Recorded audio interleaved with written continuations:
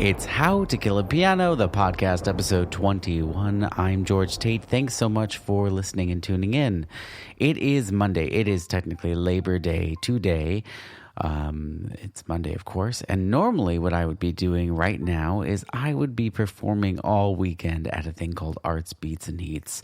For the last 20 years or so, I have been, actually 21 years, I have been a festival performer. That has been what I've been doing for a living, street performing at festivals, or rather not really street performing because they provide stages for me and whatnot.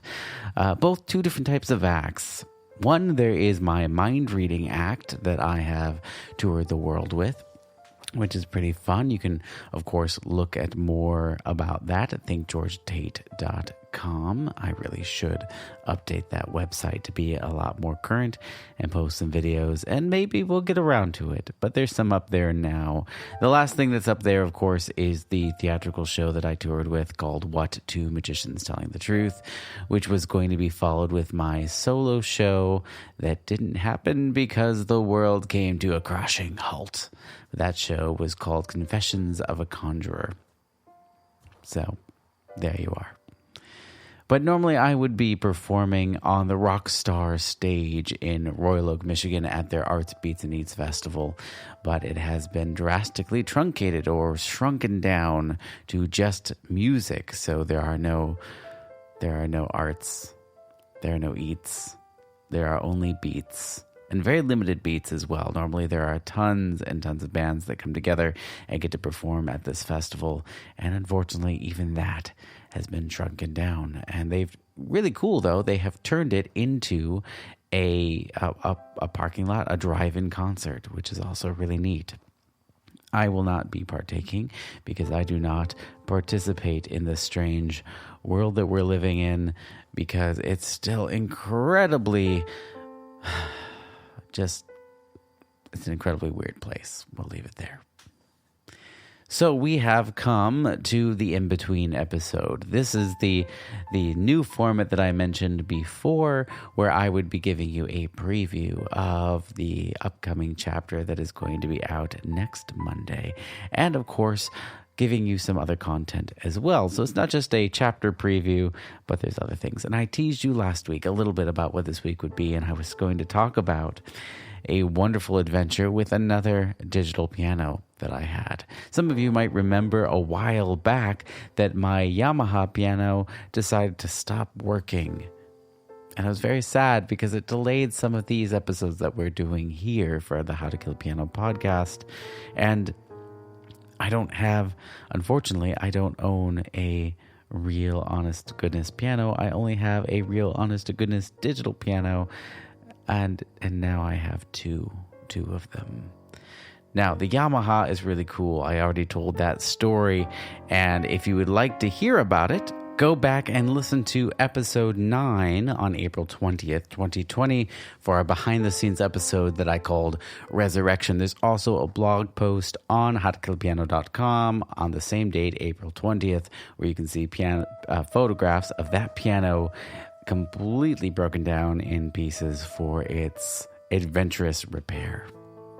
Well, during that post, I talked about how I dreamed about getting a really, really nice, wonderful electric baby grand piano. And no, I do not have a really nice one now. I still have the Yamaha, which is working better than ever. However, I do dream big, and I go over to Facebook Marketplace every once in a while. And I just like to see what's there for sale. And I saw for sale a Suzuki mini baby grand piano. Now, there was no maker or model, rather there was no model number on that post, but the price seemed ridiculously low for what it was, or rather they were asking $500 for it in cash. And this is still a COVID world, so I'm very wary about traveling outside of the house, being maskless and so on, especially going in anyone else's house. But I wanted to check this thing out. Now, they didn't tell me it was broken.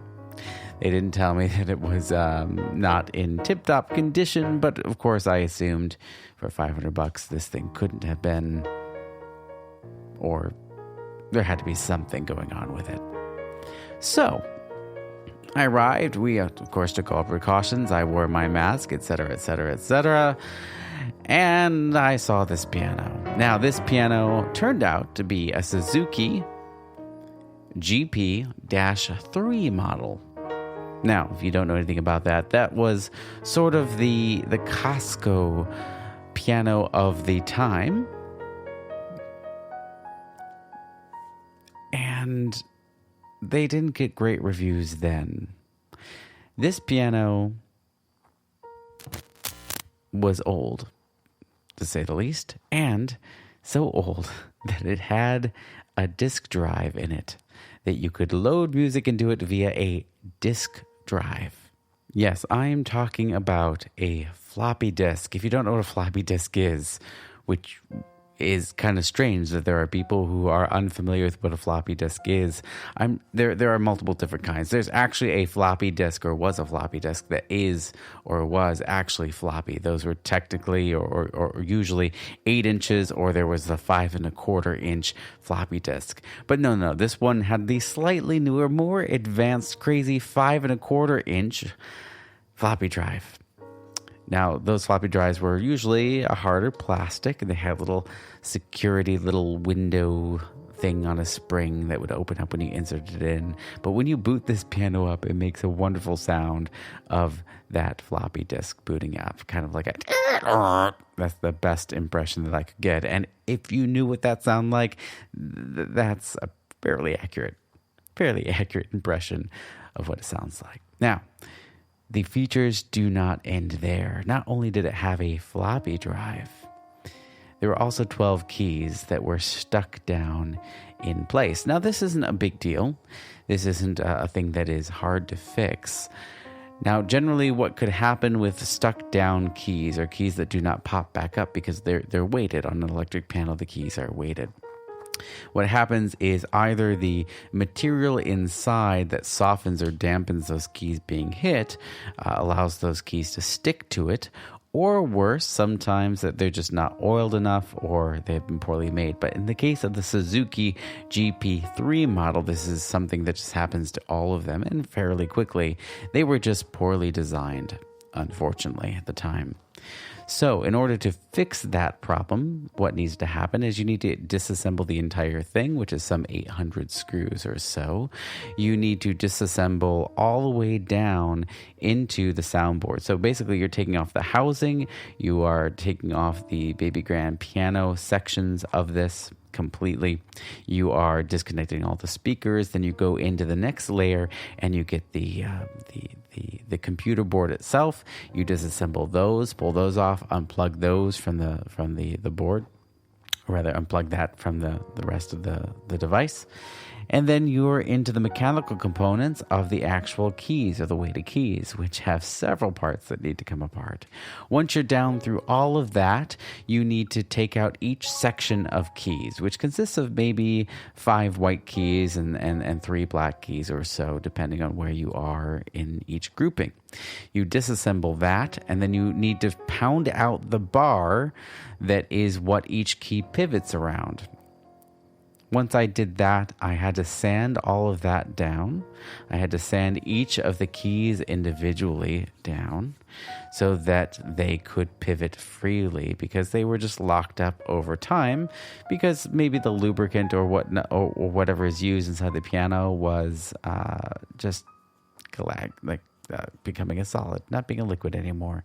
Now, I could just re-lubricate the whole thing after cleaning everything out and put it back together, but that would eventually cause the same issues. So, sanding each and every piece meticulously down it was.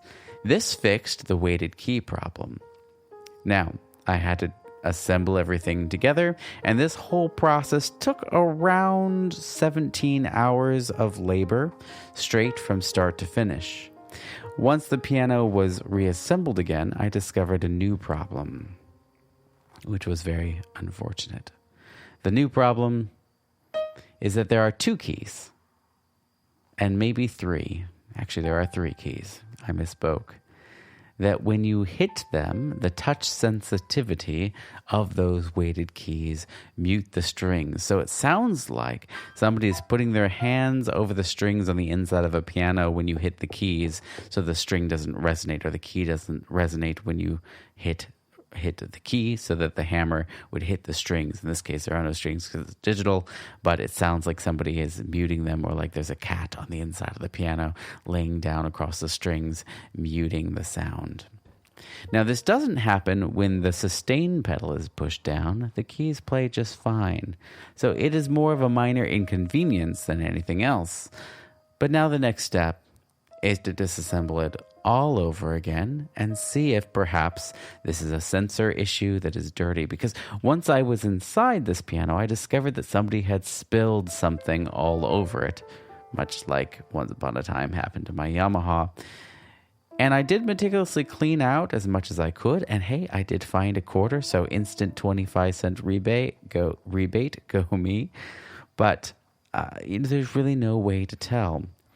I can't seem to find parts for this thing, so if I do want to replace the sensor boards to try to get that key to play correctly, or those keys to play correctly, that's probably next to impossible. The good news is I didn't spend $500 on this thing. I did talk them down because there was just no way to know if this thing was going to play. So, good news for me, I guess. So $300 or so into this project, I guess I got my money's worth. I got a project to work on, and I have a new piece of furniture in my living room that looks like a baby grand mini piano and almost plays like one. Now, I haven't used that on the How to Kill a Piano podcast yet, just because, honestly, the Suzuki does not sound nearly as good as my Yamaha. Now, it can do some elaborate sounds. It has drums and things that you can mix in. I can record to that device, which is kind of neat. And supposedly, according to the instruction manual that I found online, I can update it. Or at one point it was able to be updated, but it doesn't appear to be able to be updated now, as there's absolutely no support for it on the Suzuki website. Bummer. But it's a hell of a lot of fun to play. I will say having real feel pedals is so much better than the silly little flat pedal that I have on the Yamaha electric portable keyboard that I do play for this podcast that you're listening to right now in the background. Or maybe you're trying to ignore it because that's what I would probably be doing. Actually, that is what I'm doing. I'm trying not to listen to that at all. Actually, the track you're listening to right now is last week's track. Rather than replay and retool, I reuse. It makes these episodes so much quicker to get out.